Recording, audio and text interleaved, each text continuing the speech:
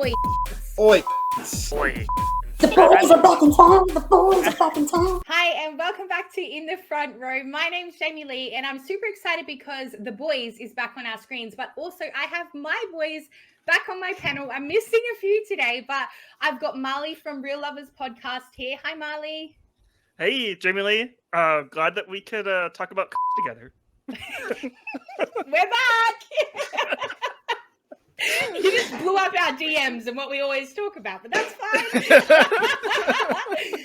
And I've got Jace Padawan Frito over on Twitch. How you going, Jace? Doing good. Glad to be back in the boys seasons. Yep, Love me. glad to be talking about with us as well. Yes, gotta love talking about some. Oh god! What an introduction! Only The Boys is the show that we could be talking about right now, and wow, what a show to be talking about! Because we expected to come in here. I was messaging you guys like, "Hey, can we talk about the episode? When it drops pretty much for you guys at 3 a.m. Could we talk about it that night?" But I didn't realize that it was going to be 3 episodes deep. I thought it was only one. So how exciting that we got 3 episodes to start with. Oh my god, it was absolutely it was a great surprise, but it was still a surprise because I'm trying to cram 3 episodes in. 100%. It was a lot, but it was really good. So I like that they linked us in with what's happened at Godolphin University with Gen V. So we got Ashley talk about Homelander saving her life. I like that it tied that in so that we know where we're left off with the Gen V as well, like linking that in. So that was pretty good too, I thought. Yes. And we start with the political movement. So we've got Homelanders versus the Starlighters. So we've got that political thing going on, and with Victoria Neuman, she's trying to take on the political role side of things. I think my favorite part, she gets shot in the head and she's like, "How is it you guys are getting worse at your job?" Yeah. And I was just like, that's perfect for them. And she's not fazed by getting shot. She's like invincible. And I feel like she's a little bit invincible at the moment because she obviously can, pop heads, as we know, but she also has that virus that is sort of under her wing as leverage, I guess you could say, from Gen V. So she probably feels overpowerful at the moment. And I can't wait to see a lot more of her throughout the next episode. Ever since we found out about Victoria Newman's character, way she pops heads, every single person that she's encounters with, in these first 3 episodes, I am scared for their life, because I'm just at any moment she could just be like, "No, what? I'm just off with your head. And one, she's I believe Taco said this once before, that she's a politician, and you can't trust any politician. So it's I think that's fascinating with her character as well. Yeah, I truly do like her character. I think I like most about her character is there's a bit of a dynamic between her and Hughie that she refuses to let go of. It's almost of a brotherly bond almost between the two of them. And even though she knows he's constantly working against her, she still has that, you can't kill Hughie. Hughie's off limits. Yeah, I like that. We also got an introduction to Jeffrey Dean Morgan's character, Joe, in this. And being Walking Dead fans, I was stoked with that. I think it was a little nod to, obviously, his iconic role of Negan, and we know the head smashing of Glenn. That moment, that scene is so iconic in The Walking Dead that we get what I believe is a reincarnation of that with the 3 Homelander fans. And Homelander just says to A-Train, The Deep, and Black Noir, "Use these bats and smash them to death." And I just thought, oh my gosh, this scene is straight out of The Walking Dead. And I thought that was a little nod to Jeffrey Dean Morgan's character over in The Walking Dead. And I thought that was really great. It was I'm not going to lie. It was definitely I thought they were going to try and when they first brought them in, I thought they were going to try and recruit them into oh, we need you to go in and cause commotion in the riots, and we're going to need you to do this and that. Yeah. And when they just said "Oh, yeah, no, kill them with a bat." Yeah. I was just like, what? Yeah, what? And also, first off, can we just talk about this for 2 seconds? Who the fuck is in the noir mask? So I have this theory because like the show is kind of leaning into because he's supposed to be like connected to A-Train and how they're kind of like the one A-Train was the first black soup like in the Seven, and how Black Noir is supposed to be kind of like buddy like, oh, you were the first, so I'm kind of like going off like in your shadow a little bit. I think because he has a mask on, I think the show is probably going to pull like a thing where it's like he's not actually black underneath. And it's just like the Seven kind of using like black stereotypes to kind of like get ahead. Yeah, But didn't we see Noir? Well, I mean, not this version of Noir at least, but the original version of Noir, we saw his face in the flashbacks, right? Yeah, he was a black actor. Mm. Yeah. Okay. Yeah. I just wanted to make sure. I was like, all right. Yeah. I've got a theory, and it could be very far-fetched, but it could also not be. So Karen Fukuhara, when she did a panel here, somebody asked about Jared Padalecki from Supernatural joining the boys. Yeah, and I know the actor because I looked at the credits, and it is Nathan Mitchell, who is Black Noir in season 1, 2, 3. So it's the same actor behind the mask, but I've just got this feeling that there's going to be like a big reveal, and it's going to be like Jared Padalecki for just one episode, like one cameo, and it'd be like, oh, this is. It would just be so odd because Jared is so tall. He is such a tall fucking dude that it would just be like, just to see him in the Noir fucking mask for like one thing would be so funny. But I think it would be funny too, because for us, the audience, to know that he's died and then them be replacing him, and to replace him with somebody that everybody knows and be like, I think it would be really cool, really funny. Or the boys could be even more topical and replace him with AI, Black Noir with an AI, oh my God. like artificial intelligence. We all know the boys is very topical with like stuff when they bring up stuff like that. So I just love how he's just constantly, I just need direction. Like, so I just need to know. Shut up, Noir. Do nothing. Shut up and stand there. Yeah. So we talked about meeting Jeffrey Dean Morgan's character, Joe. So he was an introduction to the show, but we also got two other new characters as well. So we'll start with Firecracker, who is a influencer, I guess you could say.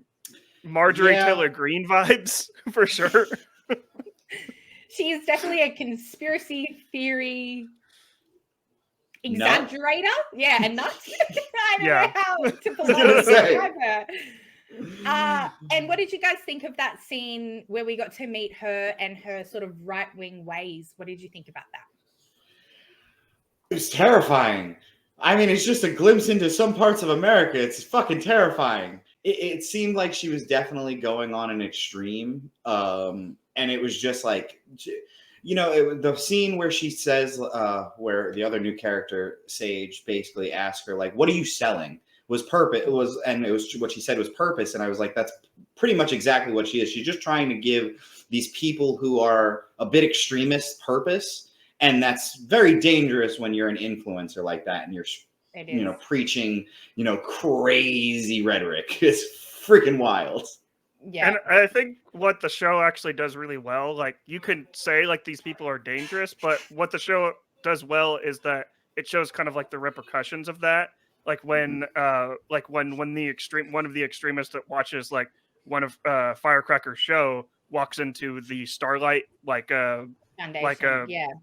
That foundation and basically like confronts like these people, and like that's just like it's just one scene, and like you can obviously tell like that guy's been like watching her show for years and just been brainwashed. And I feel like any other show that would bring stuff up like that would do it in kind of like a cheesy way, but The Boys always has like they always walk like this thin line of like just talking about it appropriately and also kind of like poking fun of it as well. But I think her character is really interesting, especially within the concept of like the Seven, just because we all know. I hate to make fun of your man Homelander, Jamie Lee, but Homelander is definitely he's on the edge, and like Firecracker being being brought into the Seven by Homelander, I think is definitely adding some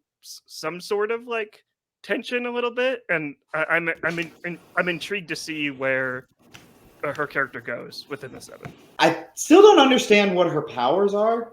We've only like she's strong. We know that.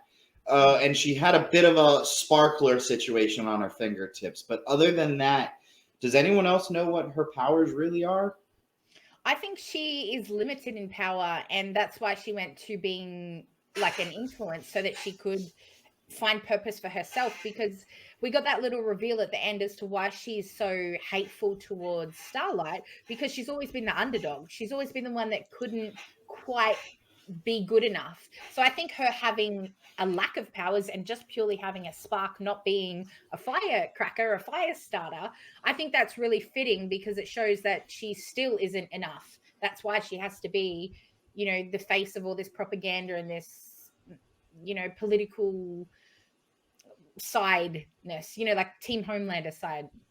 I think that's my opinion of her anyway. I think her power, this will kind of lead into a little bit of the next character that we get introduced to. I think her power is a little bit more on the level of Sister Sage, being the smartest like woman in the world. I see Firecracker more as like smartest person in the world.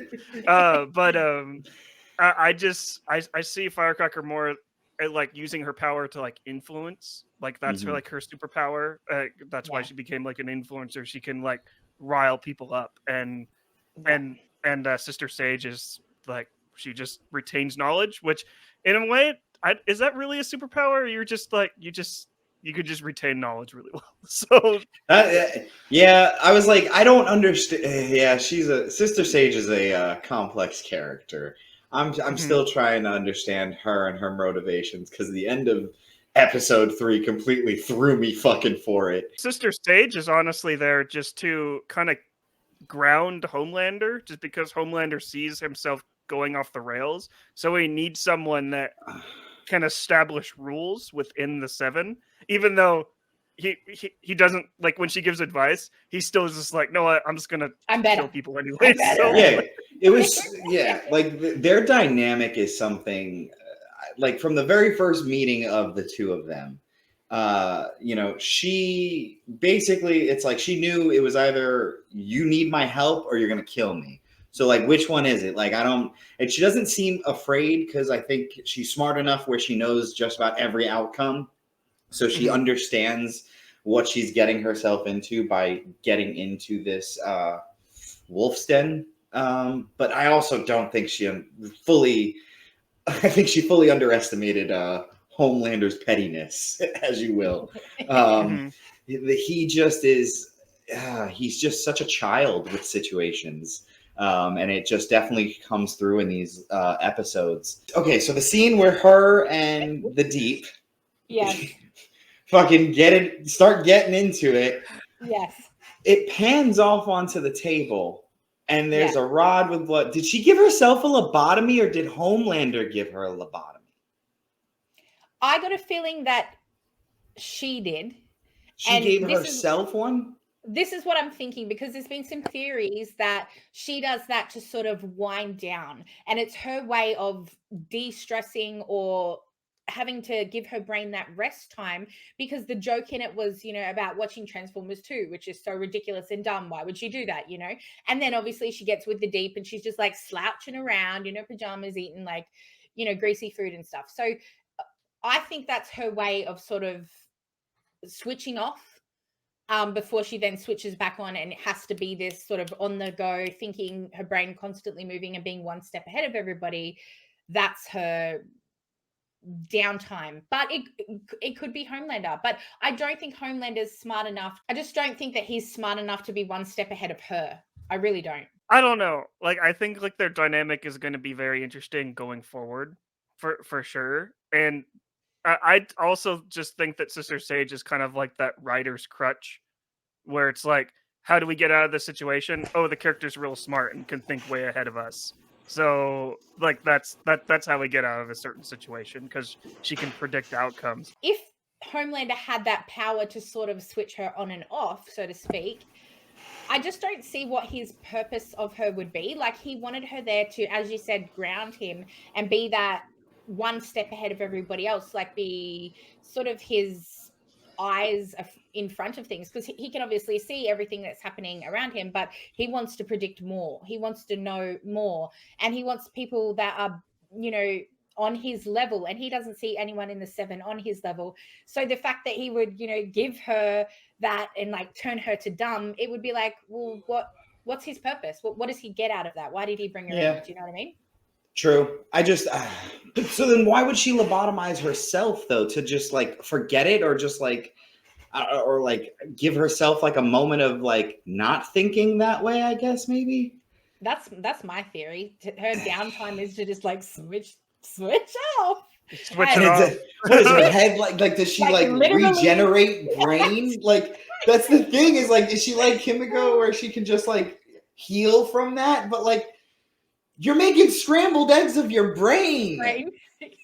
I don't know. That's her downtime, is to sleep with the dumbest person in the Sevens. Yep.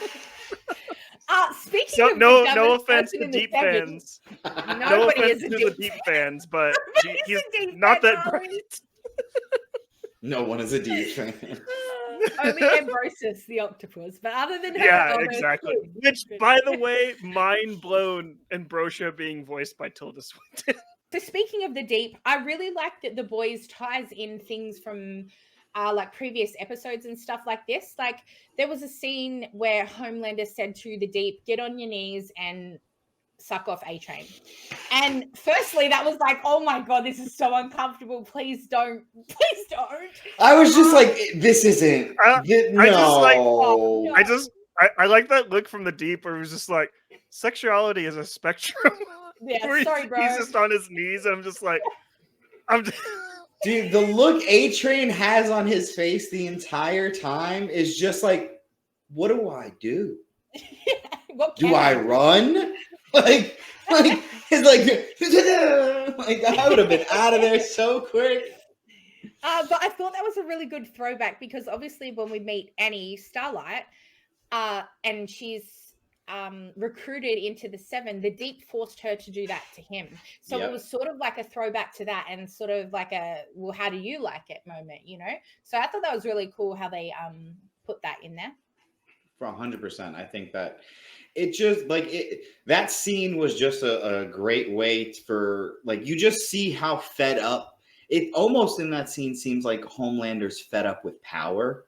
Because it's like, what? This isn't even fun anymore. He's like, Yeah, I can. You're all just gonna say yes to me, and like this. I guess this is the moment where he realizes he needs the smartest person.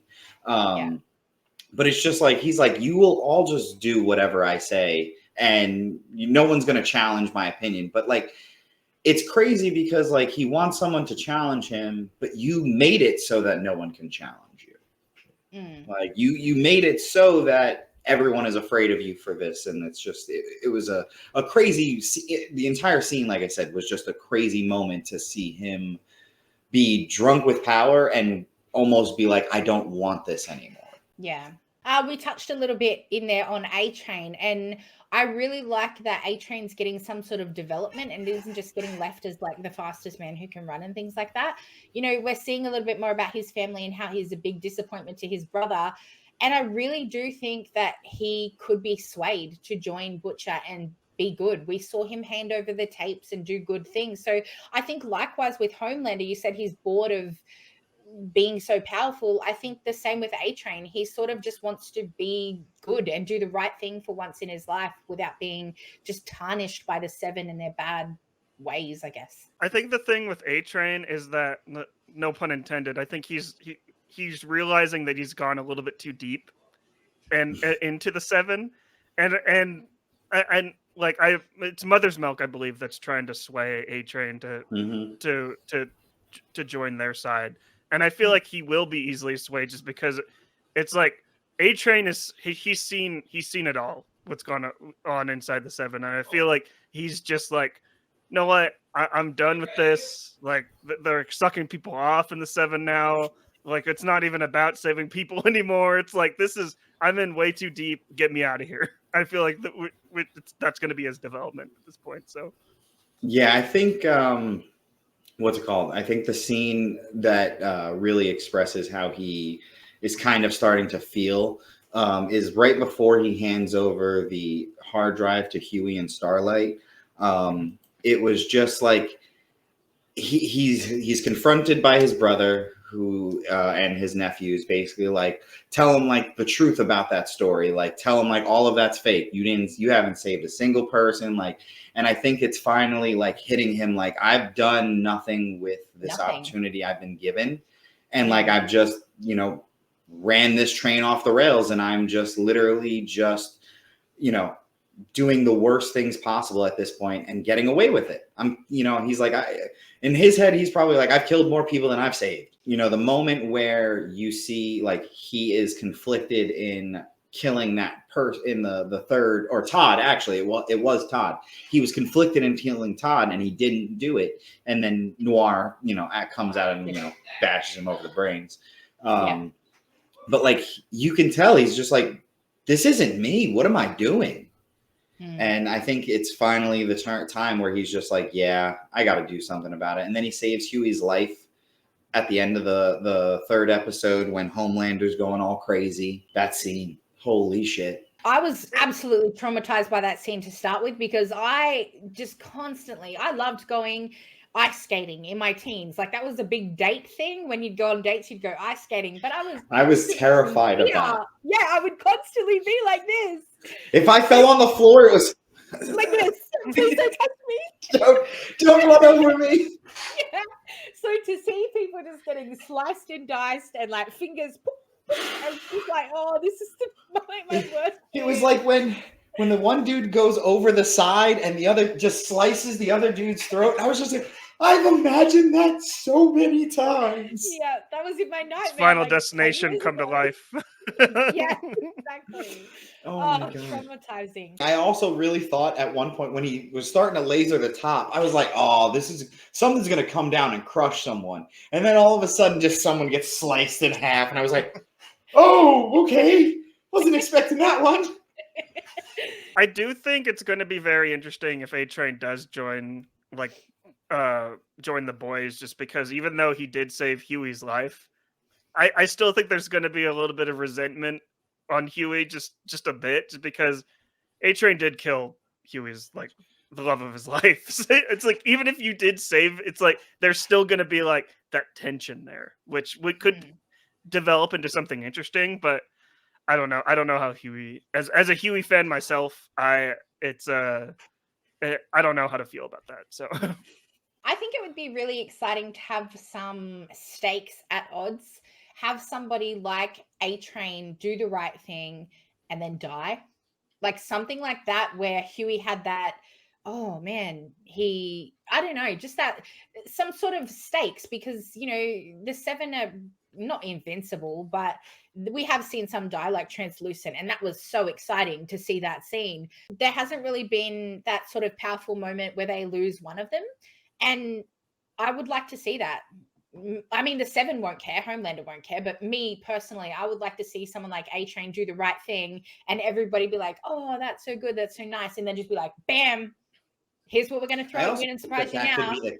I think that could be the catalyst of what really starts tipping people against Homelander, is if like A-Train starts helping the boys more, and then gets caught, and then somehow, he gets killed by Homelander in a public setting. Yeah. And like people are like, oh shit, he did that to his own team. Oh, he doesn't care about anyone. Because we haven't seen any of that. Like we, the audience, has, because we know how Translucent died. We know that Homelander himself has killed like any Starlight. I can't remember that guy, but there was a guy and Annie was like his high school friend, and Homelander killed him. But as you said, all of this was behind closed doors. He killed Black Noir, and now we have a Black Noir. So nobody in their outside world even knows that Black Noir is a different person. Because they pretended like Maeve died. Yeah. So Maeve, Homeboy, Soldier Boy. Sorry, I got mixed up with the fucking shitty ass fucking kid. Oh God, I hated that. That picture was so horrible. But yeah, those two. I don't know. I just want to see some some 7 consequences, you know, from them. But I just want to touch on Frenchie. And this is the one thing that really disappointed me. And I'm sorry, Marley. I know you're all for it. But I just feel so like punched in the face because I was looking this way. Like, I really want Kimiko and him. I love their vibe. I love their relationship. Even if it's not going to be a, you know, sexual relationship, I love it. And then just out of nowhere, we suddenly get Frenchie is bi and Frenchie is sleeping with somebody who he's, you know, when he was a hitman, one of the people that he's killed. And I just think, do you have nothing for him to do? Like, it's just really out of nowhere to me. Like, there was no lead up to Frenchie being bi, in my opinion. Kimiko, I mean, we knew she had a brother. She made it very clear she had a brother. Never anything else of anyone else that she is like, you know, looking for or hoping to find. And then all of a sudden there's someone else that she knew and knew her. And I think they both kind of had this like out of nowhere. And I agree. I think it's just a bit like you have nothing better to do with these two characters than to, you know, have this for their storylines, because it's kind of, I mean, and these two kind of always did go off on their own. Like, yeah, and like, you know, they'd have separate but like together storylines where they were going off to do their own things. And I just think it's a bit weird, like you said, that they're going with these kind of out of nowhere storylines. Happy Pride Month, by the way. Bisexuals are winning in 2024 with challengers, the boys. The thing I love most about like Kimmy's and Frenchie's like relationship is that it wasn't necessarily Frenchie that kind of like broke it off. Kimmy was the one that broke it off because she knew something wasn't necessarily working, and she was just like, "Go get your man," and this is like, and she kind of made the decision for him, and I kind of like that dynamic a lot, where it's just like they both support each other, and they know that what they were doing. I know you love them together, Jamie Lee, but sometimes relationships don't work, even though it does necessarily look good on paper. And the fact that Kimmy saw that and was just like, just go get him. I respect that, and I love that so much. Yeah. Fair.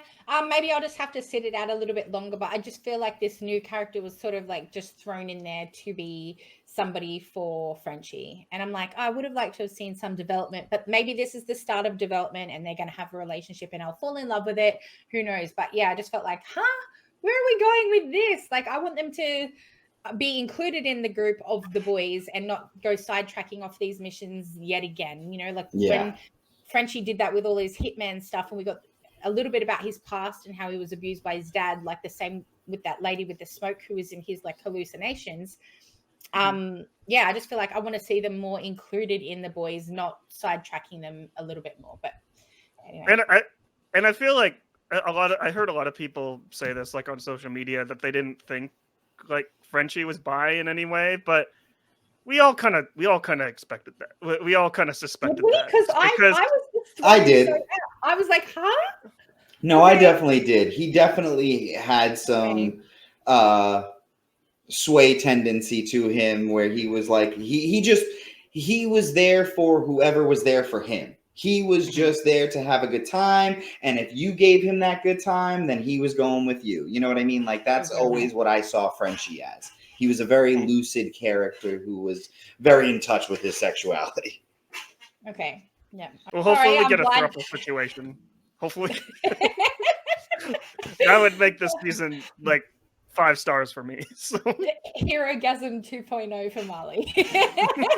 With only 3 characters present. 3 tickets for challengers, please. All right, let's talk about the storyline. The big storyline of the boys. Homelander's relationship with Ryan and Billy Butcher.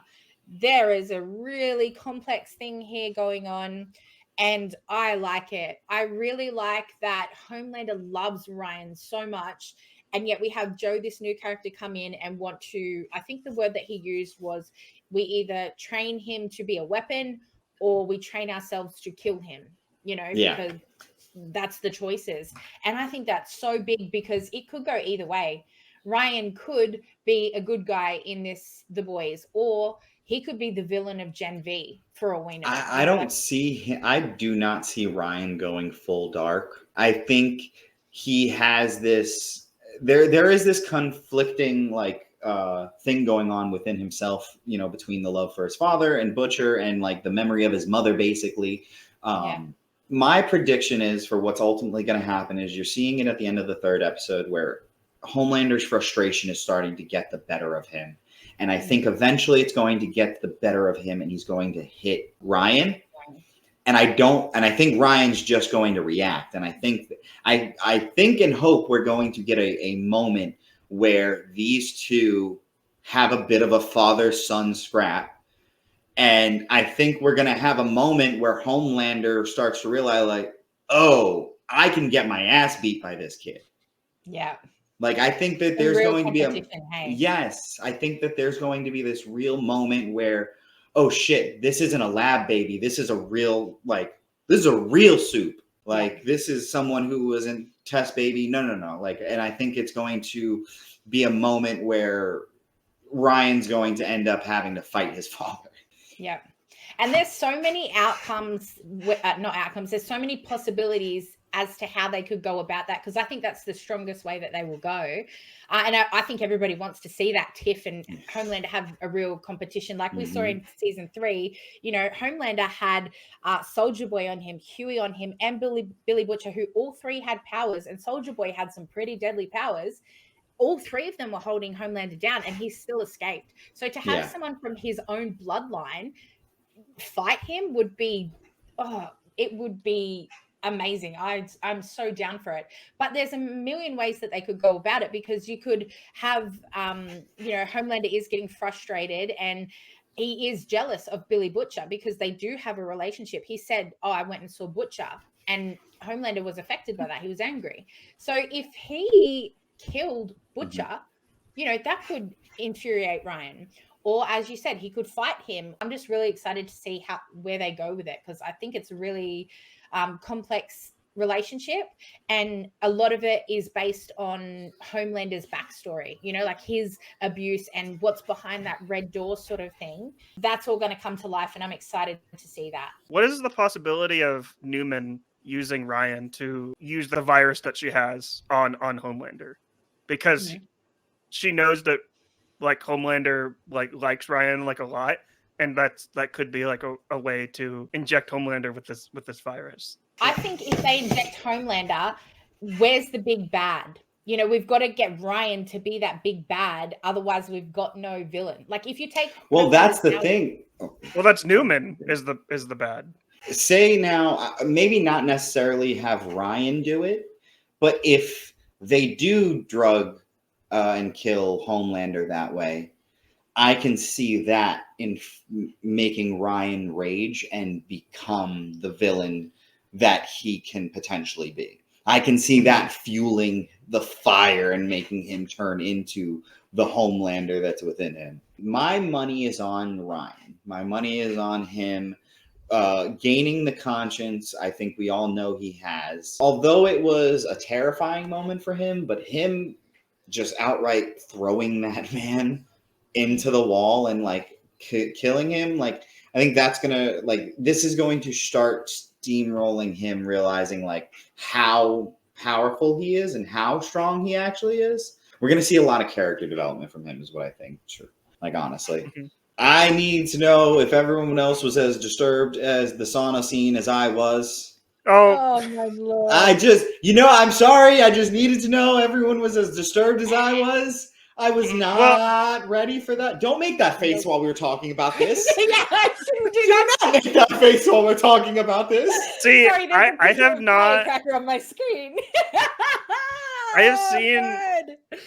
have seen a lot of a lot of movies in my life, but I have not seen Human Centipede. And I feel like those 5 That's seconds. the closest you're going to get to it. That's about as close as I want to get. Oh my God. Oh, man. I love that you corrected yourself there. I've seen a lot of Human Centipede. Wait a minute. Let me rephrase that. Oh, that was so good.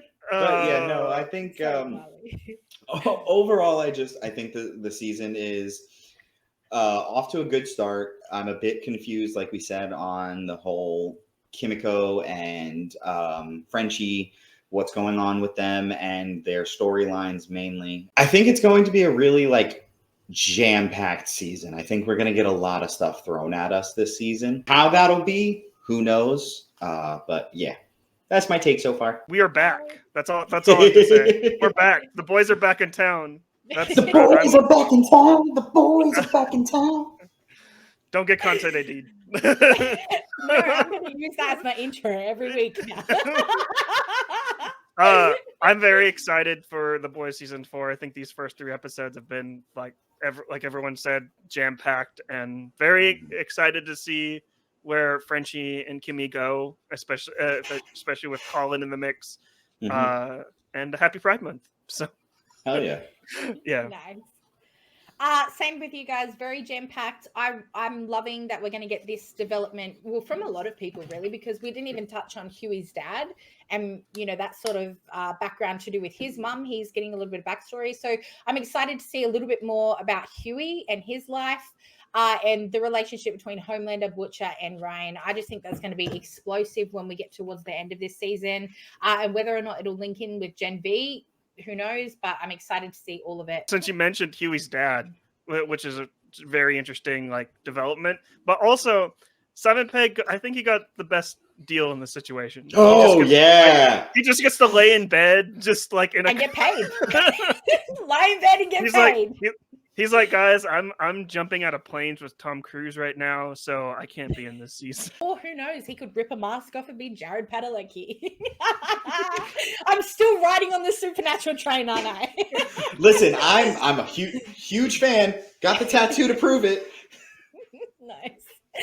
I'm sure we'll see him along season 4 or season 5 somewhere. But yeah, loving the new characters, and we can't wait to see more of what happens in season 4. So make sure you tune back in next week where we're going to have our weekly panel of every episode. So bring it on, and we'll see you in the next video. Thanks for watching. Bye.